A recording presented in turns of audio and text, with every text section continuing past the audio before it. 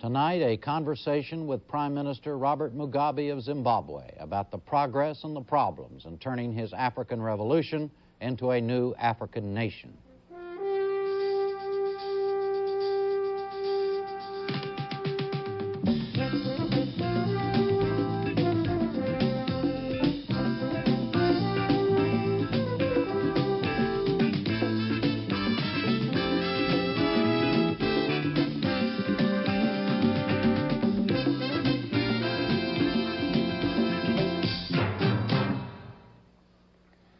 Good evening from United Nations headquarters in New York.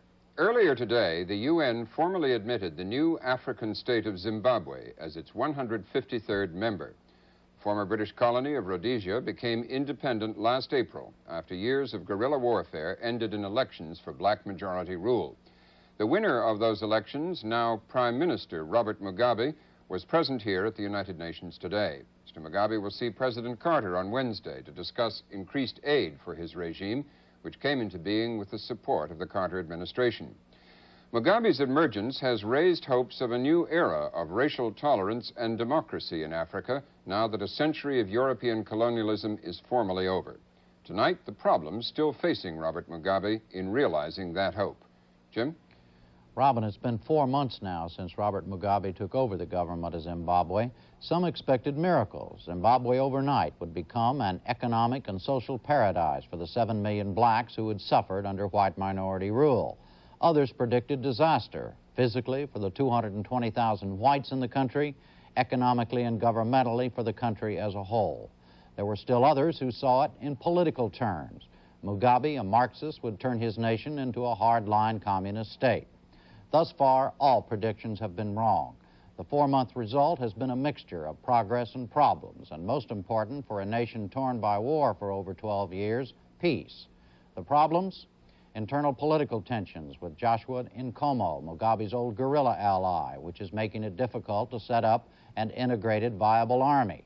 White flight at a rate of 1,500 a month, a situation exacerbated by the recent anti-government statements by the white former army commander, Peter Walls, and by the arrest of a Mugabe cabinet minister, Edgar Tukere, on charges of murdering a white farmer. Robert Mugabe is with Robin in New York. Robin? Prime Minister, let's start with the last thing that Jim mentioned, a story that has been in the news recently, the arrest of Edgar Tukere on the charges of murdering a white farmer. That case is being seen here, at least, as an ultimate test of the principles you say the new Zimbabwe will embody. Do you see the case that way?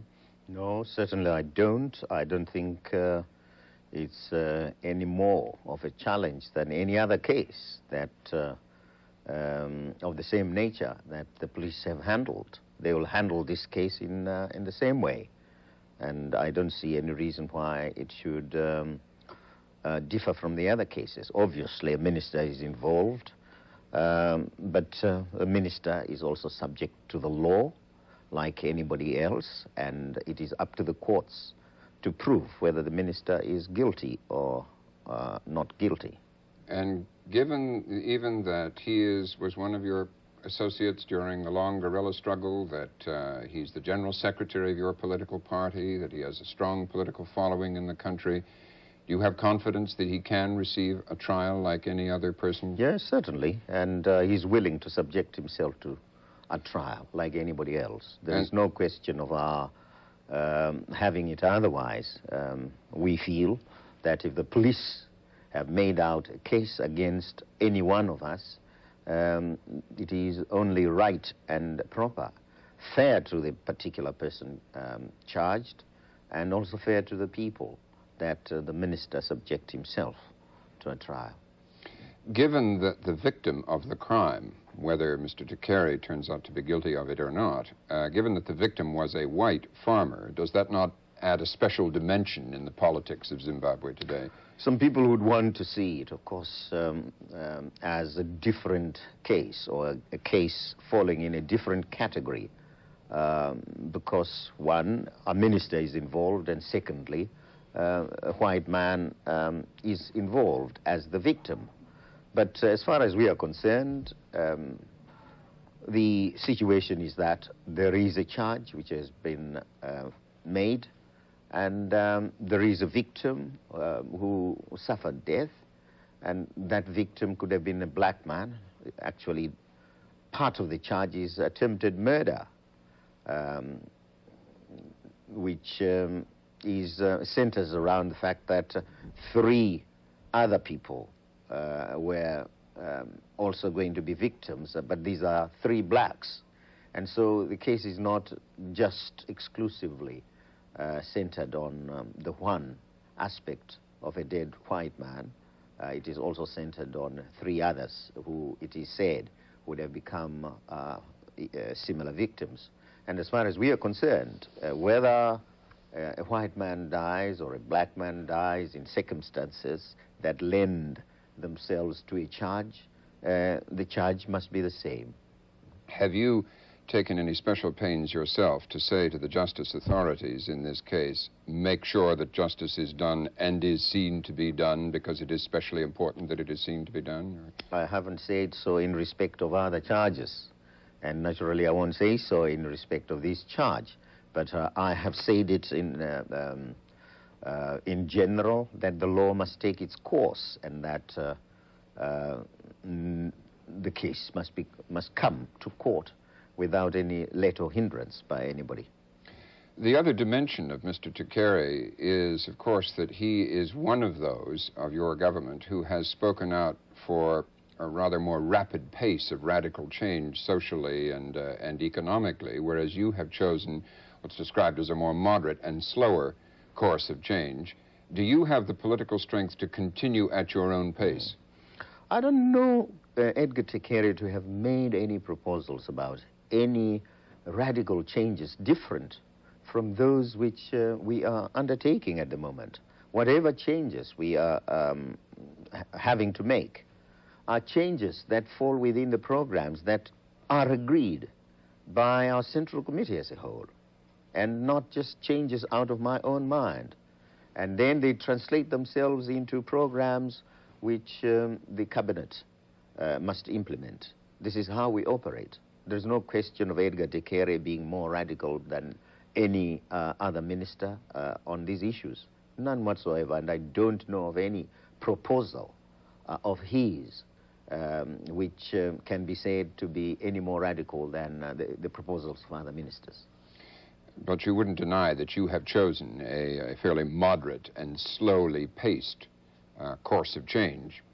No, we haven't done that.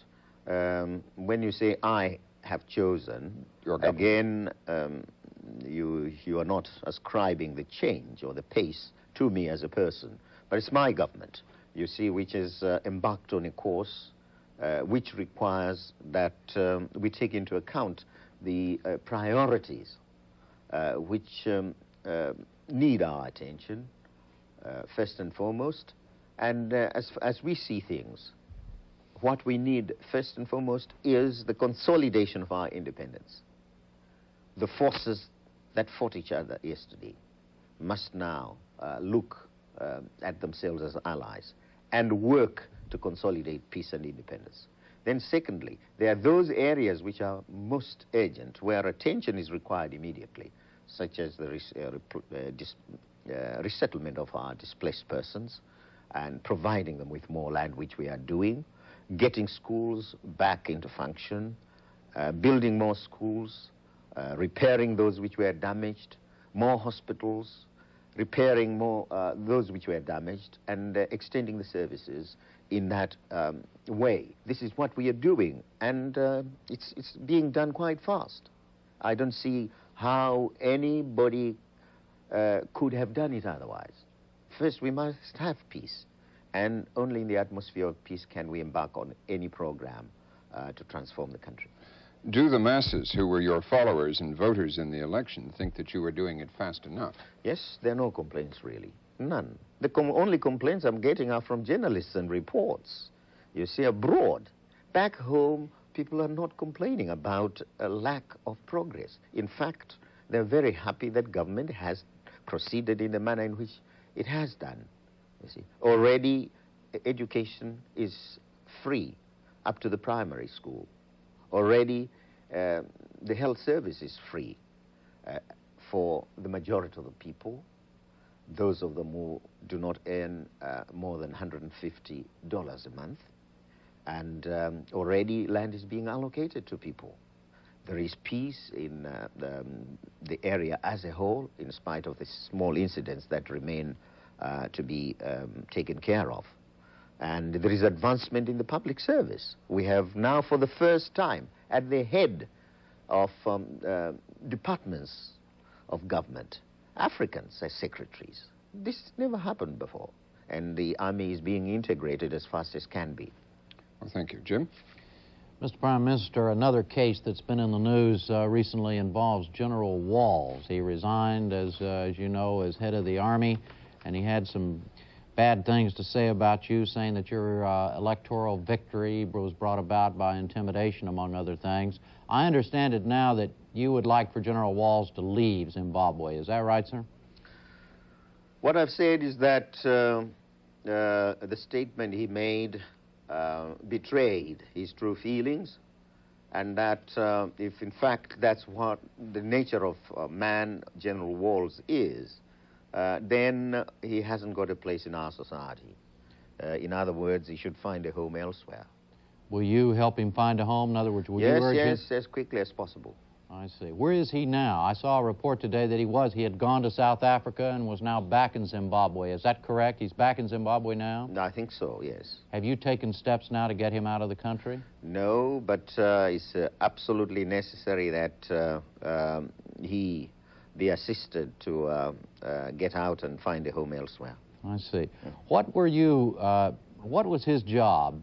He was put in charge of the Army on a transition basis for a year, is that right? To try to integrate the guerrilla forces of yours and Joshua Nkomo's plus the existing Army. Is that what he was to do? Yes, that's the main task with which I charged him. But he was not to work alone. He was to work alongside the Zanla commander, the Zipra commander, the commander of the former Rhodesian Army, and the Air Force commander. And this is the pattern which we had established for purposes of bringing about a quick integration of the Army.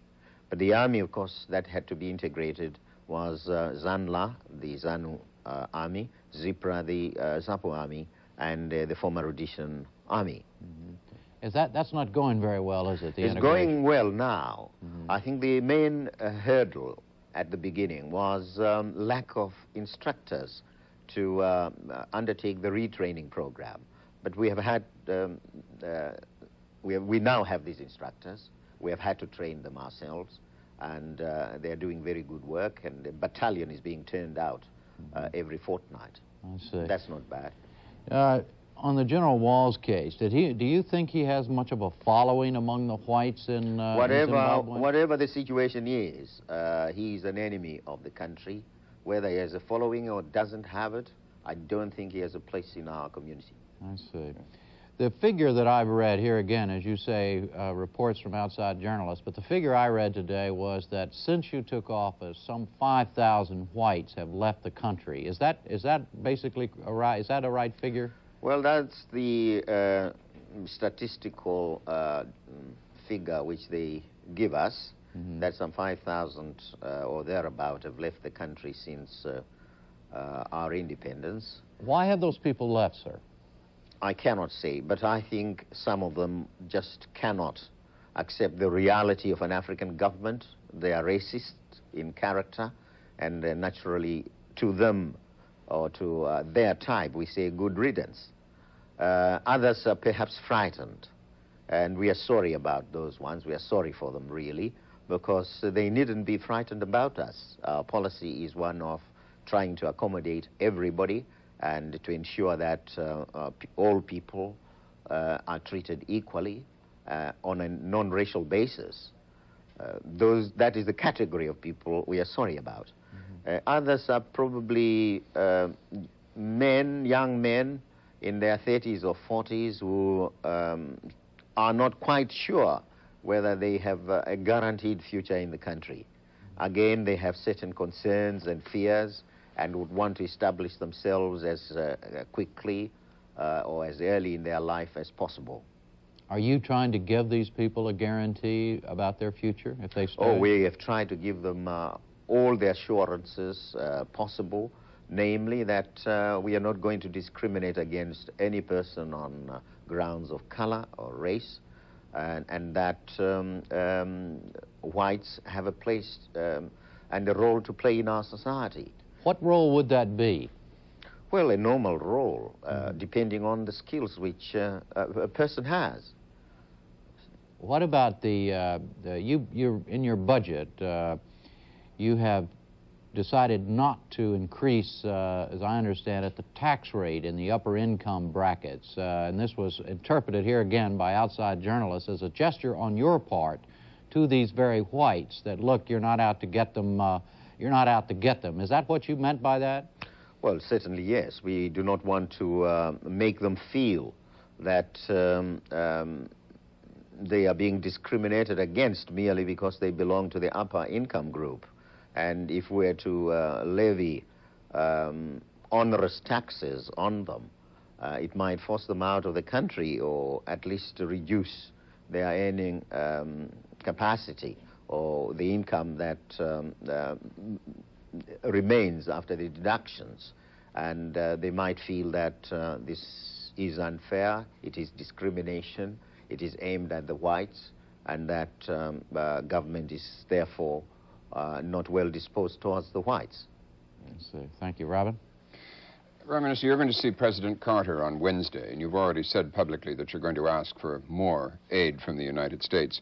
Why is the aid the United States has offered so far, $20 million this year, 25 to 30 million next year, not enough?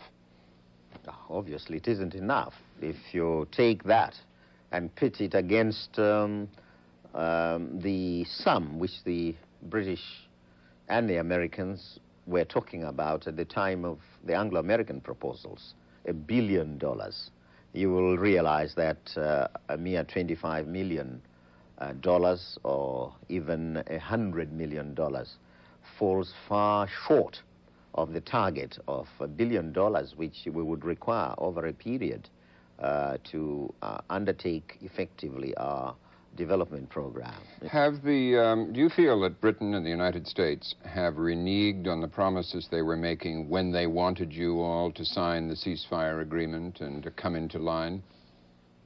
I think other factors have intervened, which probably have made it difficult for them to make as much contribution as they would have made, say, 1978 or 1979, if we had got our independence then. I also believe that perhaps the fact that the original promise was made between the Carter government here, Carter administration, and the Labour government in Britain, was responsible for the original figure. And with the Conservative government now in Britain, I think the tendency has been to regard that earlier promise as unrealistic, as one which the Labour government went into with the American administration. But I would want to feel that even though the will to give might exist, perhaps the realities of the economic situations in the two countries, and also the realities of a political situation in the United States, might be responsible for the reduced amounts. Zimbabwe, the former Rhodesia, is one of the best endowed nations in Africa in terms of resources and has one of the most promising and partly developed economies. Why do you need more aid? What would you use it for? That also is another factor. People look at our infrastructure and say, well, in terms of that economic infrastructure, we are better developed and more advanced than other economies in Africa. And we probably are not the worst beggars in Africa. There are others who are worse than ourselves. And why should we be seen to be requesting for concessionary loans or for grants. Why should you? Well, certainly that's the question. Why should we? Our country has gone through a very protracted period of armed struggle and of sanctions imposed against the regime, and there's been destruction to part of the infrastructure. I was talking a while ago of schools that went into disrepair, schools that were closed, hospitals that ceased to function, and of the need, therefore, to bring about the reconstruction of our economy. We have to repair our economy, and we need funds. Then there is the question of the population, nearly 2.5 million to 3 million who were displaced because of the war. They have to be resettled. We need land. We need money for capital equipment. Those are some of the needs we feel, and there is no country which is in that most difficult position at present than ourselves. How much of that need do you hope will be filled by private investment in your country, and how much by government aid? Well, see, private investment chooses where it wants to go. It chooses where it benefits it most to invest. It could be in the mining sector, it could be in the industrial sector, it could be in the agricultural sector. And so you cannot force it to build new schools. Yes, to build new schools, to go public, as it were, to take the same direction as government. And this is the reason why we want aid from well-disposed countries, which we can utilize for purposes of public schemes, which are not quite the thing for private enterprise. Do you include the Soviet Union among well-disposed countries? The Soviet Union has not yet indicated to us its position regarding aid, but we have made our appeal to everybody, including the Soviet Union. But we hope, as and when it establishes its mission, we shall talk about aid quite positively. Thank you. Jim? Thank you. Mr. Prime Minister, why has the Soviet Union not established an embassy yet in Zimbabwe?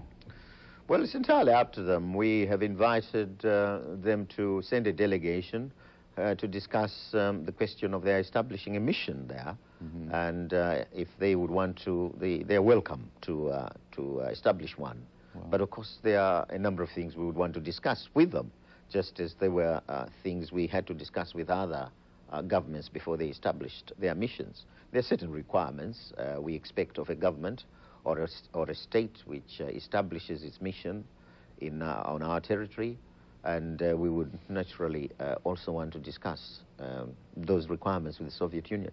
It sounds to me, sir, like there's something specifically that's bothering you about the Soviet Union. Is there?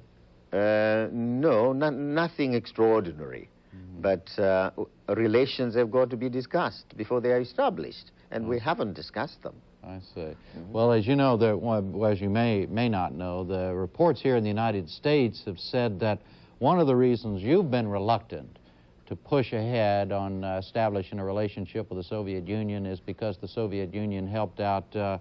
Nkomo during the guerrilla warfare rather than your side of the patriotic front. Is there anything to that? No, that's not the reason, really.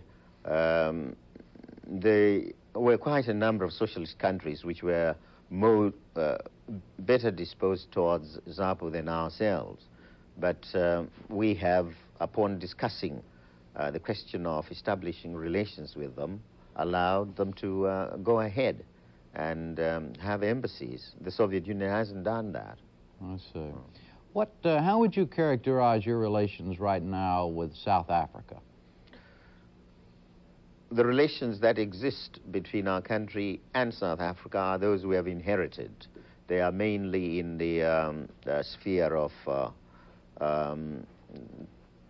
the economic sphere, and they have to do with our trade. They have to do with the exportation of our goods, the use of the transport system that passes through South Africa, and these naturally we will retain because it would be unrealistic and it would be suicidal for us to try and stop them.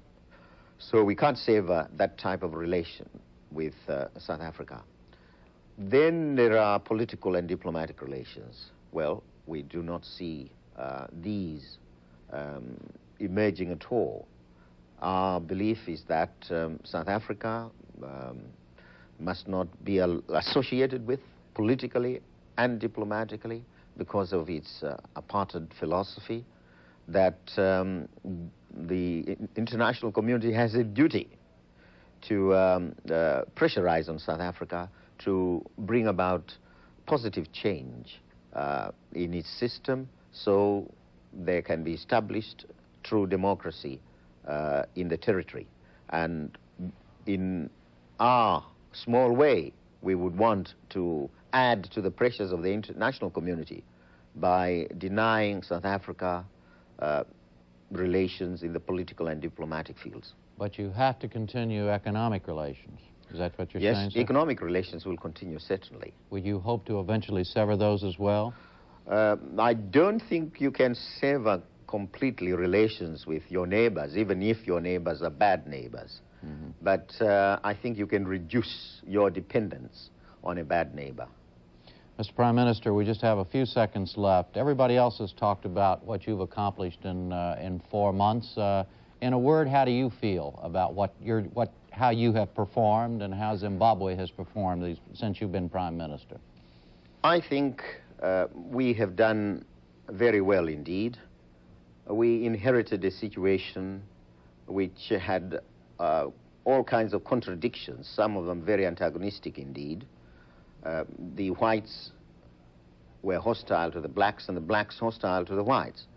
And within the blacks, they had been developed a certain group of puppets who worked against the interests of their own people. But these groupings no longer exist, and we have managed to instill into our population a sense of oneness and common loyalty. Thank you, Mr. Prime Minister. Good night, Robin.